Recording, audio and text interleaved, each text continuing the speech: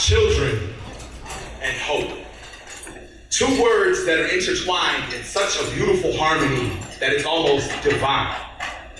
But what happens when you add hunger into the mix? It's the bright, fresh faces of personified innocence, filled with so much love that it oozes out of their bodies in the forms of snot bubbles and spitballs, as they just laugh, play, and swing through this jungle gym of existence. That's proof to me that life is simple.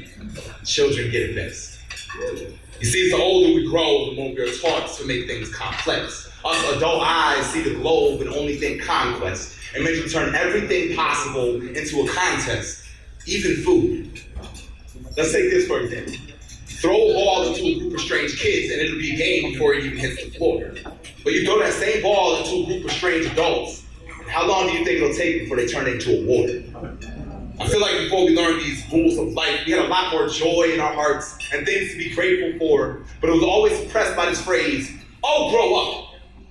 Completely forgetting that at birth, every baby is born pure.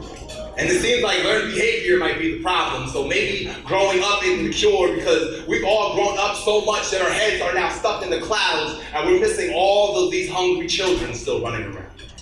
So I say forget growing. Maybe it's time we started growing down.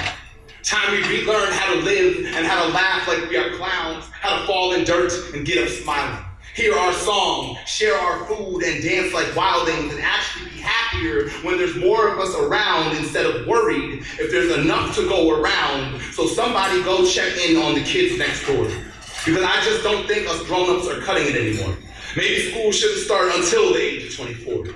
I feel like adults should fill the seats of our elementary schools because we're the ones that forget the most elementary rules of life. Let little Mike teach the class on how to love, on how to act when you meet from somebody from a tougher place or a harder path instead of these tired, underpaid teachers who now have to worry about feeding their kids in between the class of history and math, and then we tell them that it's for a brighter future. When so many kids won't even last to see their own graduation because us adults are too busy dominating to try and see through their displacements. So do you see how disruptive hunger can be?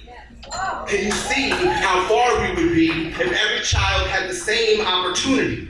But instead, we have little Tommy T, who already can't go to the schools that turns his D's into B's because he's too busy learning his numbers and letters in the streets, because his parents are too busy working for his place to sleep, while he's too busy trying to figure out what he has to eat, but he has decent shoes on his feet. So his neighbors don't even see how the economy has crashed, how school budgets slashed in half. So any kind of lost supplies get replaced by his mother's cash or Tommy's food, meaning Tommy's strength, meaning Tommy's ability to focus. So to answer that first question that I asked, when you mix children with hunger, it transforms hope into hopeless.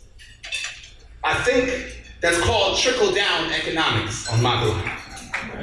But they say there's not enough money to begin with, so now there's no more drops from the tops. And then I sit in this room, and as the rocks on the bottom become a graveyard of shattered dreams, covered in the corpses of our hungriest and youngest human beings, Tommy is just an example. But like him, every day in Tampa Bay, children suffer. And when a community can't come together, unfortunately, it's the children who become that buffer.